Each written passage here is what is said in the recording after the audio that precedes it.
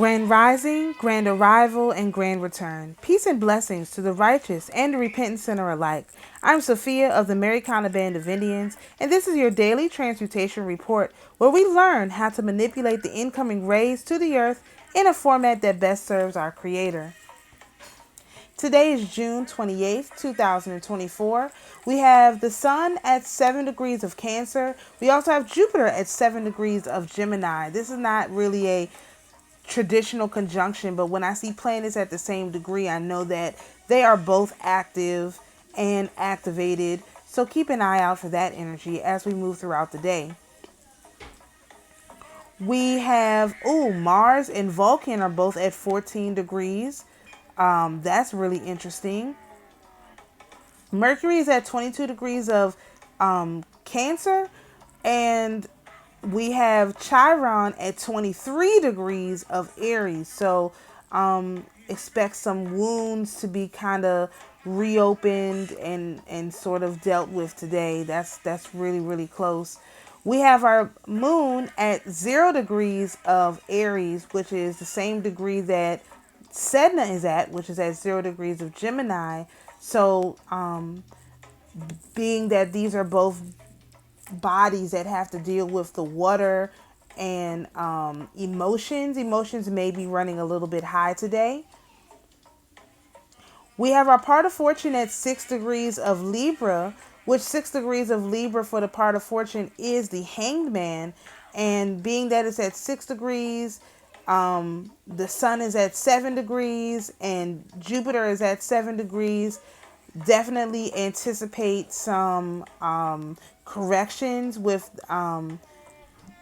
that 7 degrees of Gemini being Wands energy, and the 7 degrees of Cancer energy is the Two of Cups. So definitely correction in relation to relationships and maybe some self-sacrifice trying to peek through, but we'll talk more about that later on in the report.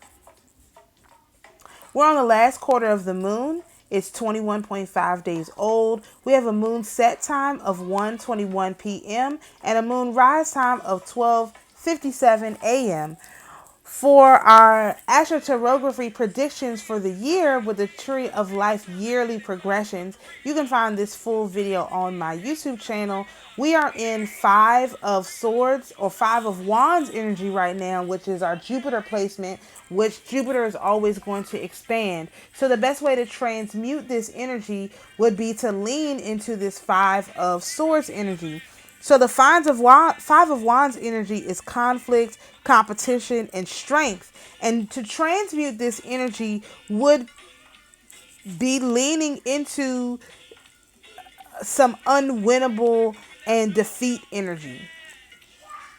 This is due to Scorpio being in the 2nd house in the chart for the year, which is Scorpio in the 2nd house can bring value to everything, even the things that are unworthy. And so it's going to be up to us to determine what things are not worthy for us to put our energy into. Meaning, you see the guy has 3 swords, he has 2 swords dropped on the ground. Not worth it to put the energy into the 2 swords on the ground when you already have 3 swords in your hand. This is kind of like the energy which is basically saying, hey, while you're ahead, quit.